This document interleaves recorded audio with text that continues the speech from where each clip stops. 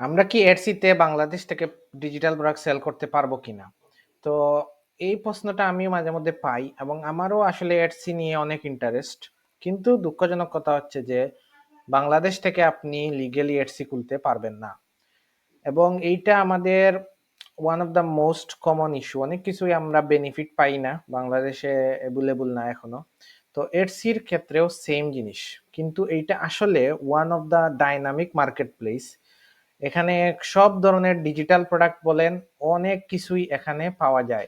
Handmade জিনিস এইগুলা মানুষ সেল করতেছে। Notion template, Shopify theme, Elementor template, WordPress template, কি নাই এডসিতে, এটা হচ্ছে বিষয়। আপনি এসে যে কোনো কিওয়ার্ড লিখে সার্চ দিবেন এবং খুঁজে কিছু না কিছু খুঁজে পাবেন, ক্যাটাগরি অনুযায়ী আপনি যেতে পারেন।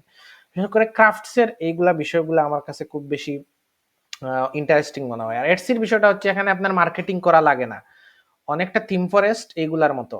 এখানে মানুষজন কিওয়ার্ড লিখে, যেমন এখানে যে আমি নোশন লিখে সার্চ দিছি অথবা ক্যানভা টেমপ্লেট লিখে যদি আমি সার্চে দেই, তাহলে যে এগুলা ওই ফাইবার গিগের মতো বা থিম ফরেস্টের মতো র্যাঙ্ক করে রিভিউ অনুযায়ী, ফিডব্যাক অনুযায়ী, এবং মানুষজন কিনে। আপনার কোনো মার্কেটিং করা লাগে না। লাইক এখানে দেখেন 40 pack of pink pastel Instagram engagement. So এইটা 20,000 রিভিউ আছে এটাতে, যদিও $1 কম প্রাইস। এইটা দেখেন $1 দাম, 100টা ডিজিটাল প্রোডাক্টের আইডিয়া। সো এই ধরনের প্রোডাক্ট গুলো দেখেন, এরা একবার বানানোর কারণে এটা অ্যালগোরিদম থেকে এখন অটোমেটিক সেল আসবে। তো এডসি নিয়ে আমি অনেকগুলো টিউটোরিয়াল লিখেছি, কিন্তু বাংলাদেশ থেকে আসলে বর্তমানে এডসি খোলার সুযোগ নেই।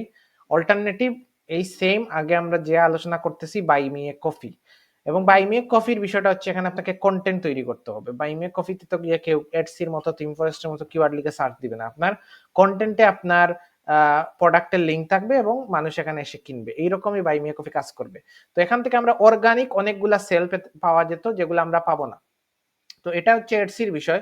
তো যারা এডসিতে আপনি কি করতে পারেন, এডসিতে যদি আপনি অ্যাকাউন্ট খুলতে চান, যদি আপনার পরিচিত কেউ ওই দেশে থাকে, কারণ অনেকগুলা legal document, phone number, phone verification এইগুলা থাকে। এইগুলা আপনি যদি কারোর সাথে পার্টনারশিপ করে, ওই দেশে থাকা কারোর সাথে পার্টনারশিপ করে করতে পারেন, তাহলে একটা উপায়। আরেকটা হচ্ছে কোম্পানি ফর্ম করে। এখন আমি নিজেও এটা ক্লিয়ার না যে আসলে ইউকে কোম্পানি যেগুলা বাংলাদেশ থেকে অনেক বিজনেস গ্লোবালাইজারের মতো কোম্পানি এগুলা খুলে দেয় আমাদেরকে, স্ট্রাইপ, পেপাল এগুলা পাওয়ার জন্য, ওয়াইজ পাওয়ার জন্য। তো এটা এগুলা ইউজ করলে আসলে কি এডসিতে এই ভেরিফিকেশন আসবে কিনা, এটা একটা প্রশ্ন অনেকের।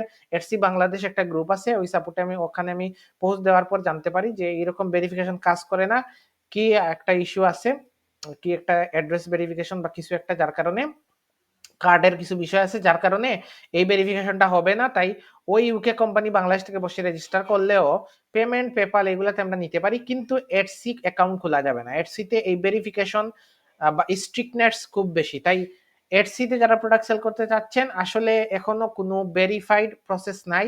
আপনি হয়তো কষ্ট করে একটা অ্যাকাউন্ট খুললেন, বিভিন্ন টিউটোরিয়াল দেখে ভিপিএন কানেক্ট করে, কিন্তু দিন শেষে আপনি ভেরিফিকেশনে আটকে যাওয়ার কারণে আপনার সকল পরিশ্রমগুলো পণ্ড হবে। তাই আপাতত অর্গানিক ভাবে আমি যে টিউটোরিয়ালগুলো তৈরি করতেছি ওইগুলা দেখে আপনি অর্গানিক অডিয়েন্স দিয়ে, ইউটিউব কন্টেন্ট দিয়ে ডিজিটাল প্রোডাক্টটা সেল করার চেষ্টা করুন। তাহলেই এটাই বর্তমানে আমাদের একমাত্র বিকল্প। এবং ইন ফিউচার যদি অ্যাডস অ্যাভেলেবল হয়, তখন তো আমরা এটাকে অবশ্যই ইউজ করতে পারবো।